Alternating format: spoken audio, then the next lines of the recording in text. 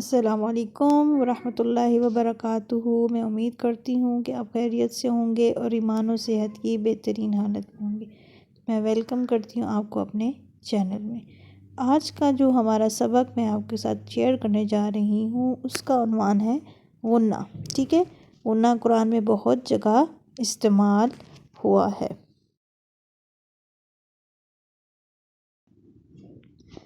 جی، تو میں نے پہلے آپ کے ساتھ مخارج شیئر کیے تھے جو پچھلے ہمارے سبق میں آپ کے سامنے گزر چکے ہیں، تو آپ وہاں جنہوں نے میری وہ ویڈیوز نہیں دیکھی ہیں تو آپ میری وہ ویڈیوز دیکھ سکتے ہیں جہاں پہ میں نے وہ پورا مخارج ایک ترتیب کے ساتھ سمجھایا۔ اب یہ تھوڑا سا چارٹ میں نے آپ کے سامنے پھر سے شیئر کر دیا ہے پچھلے سبق کے، تاکہ آپ کو یاد دہانی ہو جائے کہ یہ کون کون سے حروف ہم نے اور کون کون سے مخارج ہم پیچھے پڑھ چکے ہیں۔ ٹھیک ہے، اب ہم چلتے ہیں اپنے اگلے سبق کی طرف۔ اگلا ہمارا جو سبق میں نے آپ کو بتایا یعنی غنہ۔ تو غنہ جو ہے آپ کو قرآن میں بہت سی جگہوں پر نظر آتا ہے اور غنہ کرنا بھی ضروری ہے۔ ہمیں جن کو غنہ کرنا نہیں آتا یا جن کو نہیں پتا وہ بغیر غنہ کرے چلے جاتے ہیں، قرآن کو پڑھ لیتے ہیں، تو یہ ان کی بہت بڑی غلطی ہے۔ یہ آ جاتی ہے لحن جلی میں۔ لحن جلی کا کیا مطلب ہے؟ ایسی غلطی جو بہت واضح ہو۔ اب دیکھیں یہ آپ کے سامنے اسکرین پہ آپ کو حمزہ زیر نون ان نون زبر نا اننا نظر آ رہا ہے۔ اب اس پر چونکہ غنہ کرنا ہوتا ہے لیکن ہمیں غنہ پتہ نہیں ہوتا تو ہم نہیں پڑھتے، تو پھر غلطی ہماری کتنی واضح ہے۔ اس لیے آج کا جو ہمارا یہ سبق ہے اس کو ہم بہت اچھے طریقے سے میں آپ کو یہ چیز ایکسپلین بھی کروں گی، اور آپ پوری توجہ کے ساتھ جب میری ویڈیو کو دھیان سے دیکھیں گے تو آپ کو بھی اندازہ ہو جائے گا کہ یہ بہت اہم چیز ہے جو ہم نے چھوڑ دی ہے۔ ٹھیک ہے، تو غنہ کے سب سے پہلے میں آپ کو غنہ کہاں پہ ہوتا ہے اور کیسے ہوتا ہے اس کے بارے میں بتانا چاہتی ہوں۔ تو غنہ کہاں سے ادا ہوتا ہے، اس کا مخرج سمجھ لیں۔ خیشوم یعنی ناک کا بانسا۔ ہمارا جو ناک کا بانسا آپ کو تصویر میں اسکرین پہ نظر آ رہا ہے، یہ یہاں سے خیشوم اس کی جگہ سے یا ناک کے بانسے کی جڑ سے غنہ نکلتا ہے۔ آواز کو تھوڑی دیر ناک میں ٹھہرا کر گنگنی آواز میں، جیسے عام طور پر ہم بعض اوقات ناک میں آواز لے کر جاتے بھی ہیں، تو اس کو پڑھنے کو کیا کہتے ہیں؟ غنہ۔ اور اس کے حروف کون سے ہیں؟ یہ نون میم اور ڈبل حرکت والے حرف پر ہوتا ہے، یعنی جس حرف پر دو حرکت لگی ہوئی ہوں اس پر یہ ہوگا۔ نون اور میم اس کے الفاظ ہیں۔ ٹھیک ہے، تو اس کے میں نے آپ کو ادائیگی بتا دی کہ غنہ صرف کس میں ہوتا ہے؟ نون اور میم میں ہوتا ہے۔ اور کہاں سے ہوتا ہے یہ؟ ناک کے بانسے یعنی خیشوم۔ عربی میں اس جگہ کو، ناک کے بانسے کو عربی میں خیشوم کہتے ہیں، یہاں سے غنہ نکلتا ہے۔ ٹھیک ہے، تو اب ہم باقاعدہ سے شروع کرتے ہیں۔ جب نون اور میم پر شد ہو، سب سے پہلا قاعدہ اس میں کیا ہے کہ نون اور میم پر شد ہو تو ہمیشہ غنہ ہوتا ہے۔ یہ یاد رکھیے گا کہ غنہ ہمیشہ نون اور میم پر ہوگا جب ان پر شد ہوگی۔ جیسے آپ کے سامنے مثال دی گئی ہے، عین زبر میم ام، میم زبر ما ام ما، یہ میم کی مثال ہے۔ حمزہ زیر نون ان نون زبر نا ان نا، یہ دیکھو جسے میں نے ابھی ناک میں اپنی آواز لے کے گئی، بالکل اسی طریقے سے آپ نے بھی غنہ ادا کرنا ہے۔ اب آگے اس کی مشق دی گئی ہے، چھوٹے چھوٹے دو تین یہ تھوڑے تھوڑے الفاظ دیے گئے ہیں، ان کو ہم کیسے پڑھیں گے؟ اعوذ باللہ من الشیطان الرجیم، بسم اللہ الرحمن الرحیم، ان الذین، یہ نون کی مثال تھی، عم یتساءلون، یہ میم کی مثال تھی، من الیم، یہ میم کی مثال تھی، انا الینا، یہ نون کی مثال تھی، اجلہن، یہ نون کی مثال تھی، علی النبی، یہ نون کی مثال تھی، ام الکتاب، یہ میم کی مثال، ٹھیک ہے. تو اتنا غنہ کرنا بہت ضروری ہے. ہم لوگ کیسے پڑھتے ہیں ان الذین یتساءلون من الیم، یہ غلط ہے، ٹھیک ہے. قرآن کو تجوید سے پڑھنا، ترتیل سے پڑھنا اسی لیے ضروری ہے کیونکہ قرآن کی خوبصورتی اس کی تجوید کے ساتھ ہے، ٹھیک ہے نا. تو غنہ کرنا چاہے وہ نون میں ہو چاہے وہ میم میں ہو بہت ضروری ہے. اچھا، اب اگلا قاعدہ ہمارے پاس آ جاتا ہے میم ساکن. اب یہ تو تھا کہ یہ پہلے جو گزرا قاعدہ جب نون اور میم پر شد ہو تب ہمیشہ غنہ ہوگا، ٹھیک ہے. اب ایک میم ساکن ہے تو اس پر غنہ جب ہوگا جب اس کے بعد میم اور با ہوں گے. جب میم اور با میم ساکن کے بعد آ جائیں گے تو وہاں پر بھی غنہ ہو جائے گا. کیسے مطلب؟ اب دیکھیں نیچے آپ کو مثال دی گئی وَلَكُمْ مَا كَسَبْتُمْ.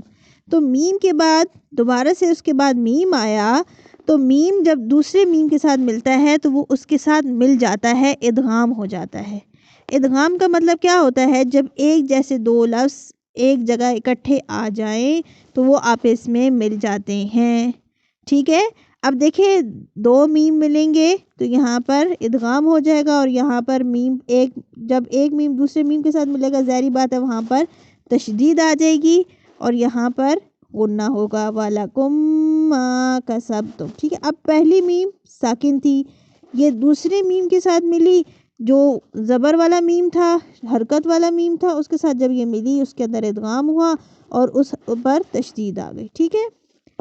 اچھا جی، اب یعتصم باللہ یہ با کی مثال ہے. اب میم کے بعد ساکن ہے اور اس کے بعد اگلے حرف جو شروع باللہ شروع ہو رہا ہے اس کے شروع میں با ہے.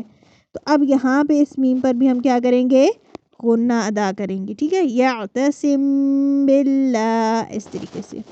اب یہ بہت ضروری ہے کہ آپ قرآن میں جگہ جگہ جہاں پر بھی یہ غنہ آئے آپ اس کی ادائیگی لازمی ہی کریں.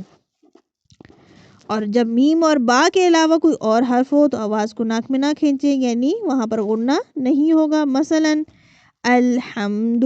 اب دیکھیں یہاں پہ میم کے بعد دال تھا تو یہاں پر میم پر غنہ نہیں ہے. ہم کیسے پڑھ رہے ہیں؟ الحمد، ناک میں آواز نہیں جا رہی.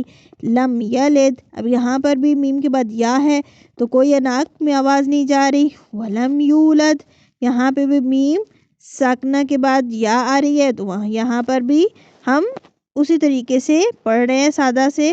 ولم یکن لہ، ادھر بھی اسی طریقے سے کہ ولم یکن لہ، تو میم کے بعد یا ہے تو یہاں پر بھی ہم غنہ نہیں کریں گے. اب آگے یہ مشق کے طور پر آپ کو کچھ الفاظ دیے گئے ہیں، میں آپ کے سامنے ان کی ادائیگی کر دیتی ہوں تاکہ قرآن میں جہاں کہیں بھی ان کی ادائیگی آئے تو آپ کو اندازہ ہو کہ ان کی ادائیگی ہم نے کیسے کرنی ہے. بسم اللہ الرحمن الرحیم.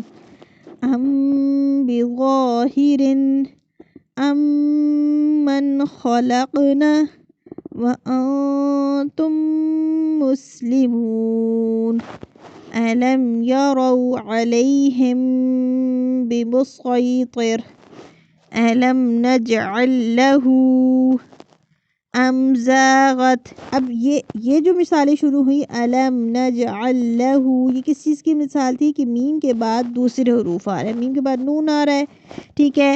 أَمْ زَاغَتْ، میم کے بعد زا آ رہی ہے تو یہاں پر میم کو ہم ظاہر کر کے پڑھیں گے، غنہ نہیں کریں گے. فَدَمْدَمَ عَلَيْهِمْ، یہاں پہ بھی میم کے بعد دال آ رہی ہے تو ہم اس کو ظاہر کر کے پڑھیں گے، اظہار ہوگا یہاں پر. رَبُّهُمْ بِذَنبِهِمْ فَسَوَّاهَا. اب یہ ایک ہی آیت کے اندر آپ کو دو چیزیں مل رہی ہیں کہ میم کے بعد با آ رہی ہے تو اس میم پر غنہ ہو رہا ہے اور دوسری میم کے بعد فا آ رہی ہے تو فا چونکہ حروف غنہ میں سے نہیں ہے تو وہاں پر غنہ نہیں ہوگا. الذین هم عن صلاتهم ساہون، ٹھیک ہے.